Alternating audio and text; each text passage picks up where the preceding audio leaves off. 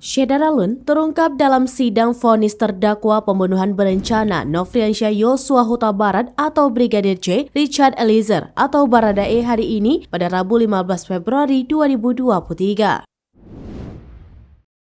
Sebelumnya diketahui bahwa majelis hakim menjatuhkan vonis hukuman 1 tahun 6 bulan kepada Richard Eliezer di Pengadilan Negeri Jakarta Selatan.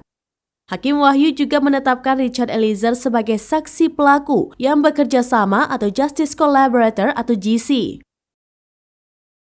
Mendengar vonis hukuman dari majelis hakim tersebut, Richard Eliezer terlihat menangis lega dan bersyukur dengan kedua tangan yang mengusap wajahnya.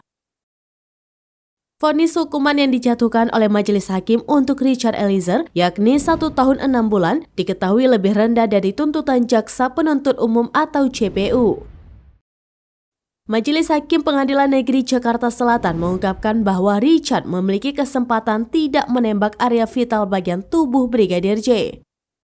Majelis Hakim diketahui juga mengabulkan dan menetapkan Richard Eliezer sebagai Justice Collaborator atau saksi yang bekerja sama.